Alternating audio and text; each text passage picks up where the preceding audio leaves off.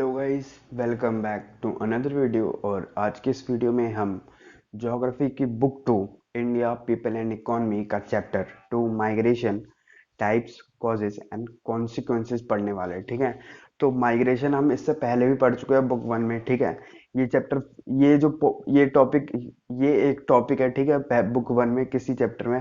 ठीक है, chapter chapter 2 में है। ठीक है, ये टॉपिक माइग्रेशन। ठीक है, उसके बाद उसमें माइग्रेशन के टाइप्स हैं, कॉजेज हैं। ठीक है, पर कॉन्सिक्वेंसेस नहीं है जो इस चैप्टर में है। ठीक है, और बुक 1 में हमने जो भी माइग्रेशन के बारे में पढ़ रखा है वो कॉन्टेक्स्ट है वर्ल्ड में। ठीक है, इन कॉन्टेक्स्ट वर्ल्ड। और इस बार जो भी हम पढ़ रहे हैं वो सब इंडिया के बारे में बातें हो रही हैं। ठीक है, तो चलो स्टार्ट करते हैं।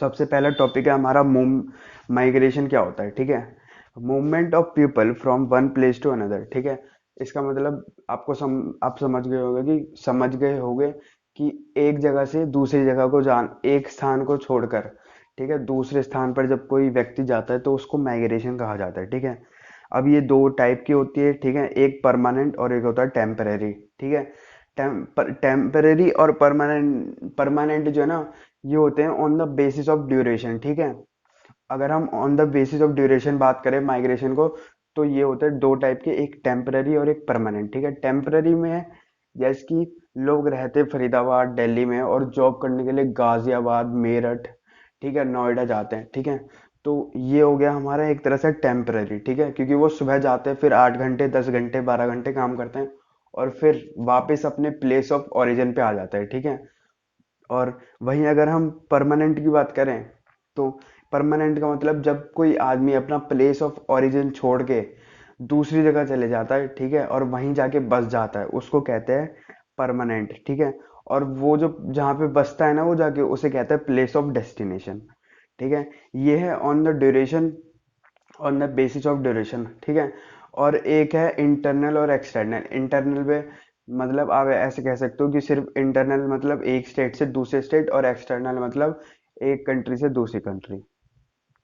उसके बाद 4 स्ट्रीम्स ऑफ माइग्रेशन। ठीक है, ऐसे चार चार प्रवास की धाराएं। ठीक है, माइग्रेशन को हिंदी में स्ट्रीम कहते हैं। ठीक है, तो पहली है हमारी रूरल टू रूरल। ठीक है, दूसरी है अर्बन टू अर्बन, वो रूरल टू रूरल, दूसरी है रूरल टू अर्बन। ठीक है, तीसरी है अर्बन टू अर्बन, और चौथी है अर्बन टू रूरल। ठीक है, ये हमारी 4 स्ट्रीम्स ऑफ माइग्रेशन है। ठीक है, ये एक क्वेश्चन आ जाता है कि किसी भी एक स्ट्रीम बताओ। ठीक है, तो उसमें आपको लिखना पड़ेगा कि rural to rural, urban to urban, या कुछ भी इन दोनों में से भी। ठीक है, उसके बाद जब अब एक आदमी माइग्रेशन कोई भी जब माइग्रेशन करता है, ठीक है, तो उसके पीछे क्या रीजन है। ठीक है, ऐसे कौन से पुश फैक्टर्स हैं, ठीक है, जिस वजह से कोई आदमी एक प्लेस को छोड़कर दूसरी प्लेस पे जाता है। ठीक है, तो सबसे पहला रीजन अनएम्प्लॉयमेंट। ठीक है, क्योंकि पॉपुलेशन बढ़ रही है, ठीक है, इसलिए अनएम्प्लॉयमेंट भी बढ़ती जा रही है। ठीक है, बेरोजगारी। ठीक है, उसके नेचुरल डिजास्टर। ठीक है, मतलब अभी भी वो उत्तराखंड जैसे राज्यों में ना नेचुरल डिजास्टर बहुत होते हैं। ठीक है, कहीं पे सूखा पड़ जाता है। ठीक है, उत्तराखंड में देखते ही होंगे रोज ही लैंडस्केप होते हैं। ठीक है, तो लोग वहाँ पे रहना ही पसंद नहीं करते। ठीक है, तीसरा है क्लाइमेट। ठीक है, क्लाइमेट में भी आप उत्तराखंड देख सकते हो, क्योंकि वहाँ के लोग वो वहाँ के लोगों को ये नेचुरल डिजास्टर की वजह से वहाँ पे रहना पसंद नहीं करते।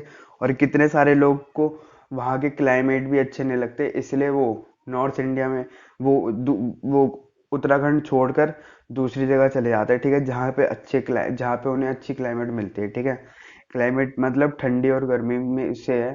ठीक है, जैसे कि कुछ लोगों को साउथ इंडिया में रहना पसंद नहीं कर होता, क्योंकि वहाँ पे गर्मी ज़्यादा होती है। ठीक है, as compare to North India. ठीक है, और वहीं कितने लोगों को सिर्फ नॉर्थ इंडिया ही अच्छा लगता है। ठीक है, उसके बाद पैंडेमिक जो अभी चल रहा है, कोरोना। ठीक है, अब पैंडेमिक जहाँ पे ज़्यादा पैंडेमिक फैल रखा होगा वहाँ पे लोग वैसे नहीं रहेंगे, जैसे कि दिल्ली है, ठीक है, महाराष्ट्र है। तो अभी जो यहाँ के लोग हैं ना, वो भी सोच रहे होंगे, जो यहाँ के परमानेंट लोग हैं, ठीक है, वो भी यही सोच रहे होंगे कि अगर यहाँ से जा सके तो यहाँ से चले जाएं। ठीक है, और वो भी दूसरी जगह जाएं, और ऐसी जगह जाएं जहाँ पे बहुत ही कम खतरा हो। ठीक है, उसके बाद है सिविल वॉर। ठीक है, और lack of facilities like education and health facilities. ठीक है, वहाँ पे एजुकेशन फैसिलिटीज, हेल्थ फैसिलिटीज, मतलब जो बेसिक फैसिलिटीज है ना, वो भी नहीं होती। ठीक है, होती भी है तो अच्छी नहीं होती।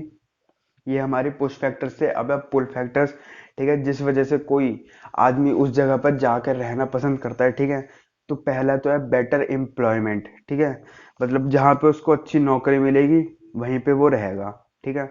उसके बाद better education facilities, better health facilities, ठीक है, जहाँ पे अच्छी शिक्षा की सुविधाएं होंगी, ठीक है, लोगों को अच्छे स्वास्थ्य सुविधाएं मिलेगी, ठीक है, वहाँ पे लोग रहना पसंद करेंगे, ठीक है। उसके बाद पॉलिटिकल फ्रीडम, अगर हम बात करें कि गांव में अगर अभी भी जाए तो इलेक्शंस ऐसे हो जाते हैं, ठीक है, चाहे वो कितना भी देख रेख दिखाते हैं न्यूज एंकर्स, बट वहां पे अभी भी इलेक्शन ऐसे ही होते हैं, ठीक है। किसी के भी इलेक्शन कार्ड पे कोई भी जाके वोट दे देता है, ठीक है। तो ये पॉलिटिकल फ्रीडम जो उनसे छीनी जाती है, ठीक है, वो अगर यहाँ पे आ जाते हैं, ठीक है, दूसरी जगह चले जाते हैं तो उनको वो फ्रीडम भी मिल जाती है, ठीक है। उसके बाद बेटर ट्रांसपोर्ट फैसिलिटीज, ठीक है, उनके उस एरिया से वहाँ पे ज़्यादा ट्रांसपोर्ट फैसिलिटीज होती है, ठीक है।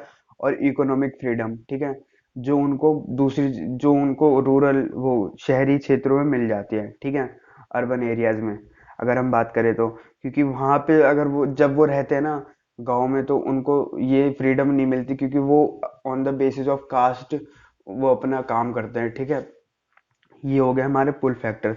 और अगर वो वही लोग यहाँ आ जाते हैं तो वो यहाँ पे सारे काम कर सकते हैं, ठीक है, जिनके वो लायक हैं, ठीक है। उसके बाद है ये हमारा लास्ट टॉपिक है कॉन्सिक्वेंसेज ऑफ माइग्रेशन, ठीक है, कि कॉन्सिक्वेंसेज मतलब रिजल्ट क्या होते हैं माइग्रेशन के, ठीक है। तो अब इनको हम चार उससे देखेंगे, ठीक है, चार पॉइंट ऑफ व्यू से देखेंगे। तो पहला होगा इकोनॉमिक कॉन्सिक्वेंसेज, ठीक है। तो इसमें जो है ना सबसे इम्पोर्टेंट है वो रेमिटेंस है, ठीक है। रेमिटेंस का मतलब होता है जब कोई आदमी एक जगह को छोड़ के दूसरी जगह जाता है, ठीक है, और वहां पे वो काम करता है, पैसे कमाता है, और जब वो पैसे भेजता है, ठीक है, वो जो पैसे भेजता है ना उसे कहते हैं रेमिटेंस, ठीक है। In 2002 India received US dollar 11 billion as remittance from international migrants, ठीक है। ये जो है ना फॉरेन एक्सचेंज के लिए एक तरह से बहुत अच्छा होता है, ठीक है।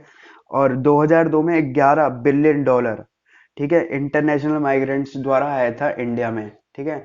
इससे हमारा फॉरेन एक्सचेंज भी बढ़ा था, ठीक है। और यही हमारे इंडिया में भी, यही बात इंडिया में भी लागू होती है।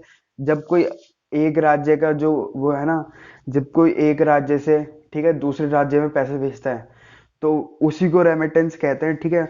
और जो है ना इस, ठीक है, ये हो गया हमारा पहले रेमिटेंस, इसमें मेन जो है वो रेमिटेंस है, ठीक है। उसके बाद डेमोग्राफिक कॉन्सिक्वेंसेस, ठीक है, इसको कहते हैं जनांकीय परिणाम, ठीक है। तो migration leads to the redistribution of population, ठीक है, मतलब इससे जो है ना जनसंख्या बढ़ जाती है, ठीक है, फिर से। और इससे बहुत सारी, सबसे ज्यादा जो है ना लोग प्रवास, सबसे ज्यादा जो वो माइग्रेशन लोग करते हैं, और जहाँ पे लोग सबसे ज्यादा माइग्रेंट आते हैं, ठीक है, वो होता है हमारा महाराष्ट्र, ठीक है। उसके बाद जो है ना इसके वजह से रूरल और अर्बन का जो कॉम्पोजिशन है ना वो भी बिगड़ जाता है, ठीक है, क्योंकि ग्रामीण क्षेत्र से सारे लोग एक तरह से वो बन माइग्रेशन करके, ठीक है, रूरल एरियाज में आ जाते हैं, ठीक है, और वहाँ पे ओवर क्राउड हो जाता है, ठीक है। With in a within a country rural urban migration is one of the important factor, ठीक है। social consequences, ठीक है, migrant act as a agent of social changes, ठीक है। जो ये जो लोग हैं ना, ठीक है, अब जैसे कि कोई आदमी है जो गांव में रहता है, ठीक है, बिहार यूपी, ठीक है, जब वो गांव में रहता है ना तो वो जैसे कि अपने बच्चों को पढ़ाता नहीं है, ठीक है, अपनी लड़की को नहीं पढ़ाता।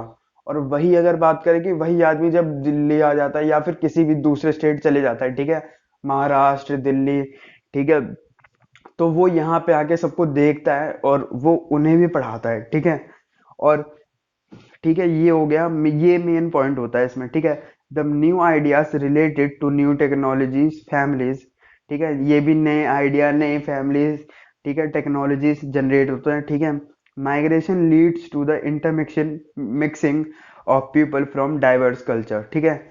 इस हमारे जैसे कि सबको ही पता है कि इंडिया एक डाइवर्स कंट्री है, ठीक है। तो माइग्रेशन से इनकी भी intermixing of people from diverse culture, ठीक है। ये हो गए हमारे सोशल कॉन्सिक्वेंसेस। अब एनवायरमेंटल कॉन्सिक्वेंसेस होते हैं, ठीक है। जब एक जगह जैसे कि महाराष्ट्र है, ठीक है, महाराष्ट्र में कितने सारे लोग रहते हैं, ठीक है। यूपी है, यूपी में कितने सारे लोग रहते हैं, ठीक है, as compare to other states, ठीक है। ओवर क्राउडिंग हो जाती है लोगों की, ठीक है। अब ओवर क्राउड हुआ तो वहां पे जो रिसोर्सेस है ना उस पे भी दबाव पड़ेंगे, ठीक है। वो रिसोर्सेस ज्यादा यूज होंगे, ठीक है, वो रिसोर्सेज खत्म हो जाएंगे, ठीक है।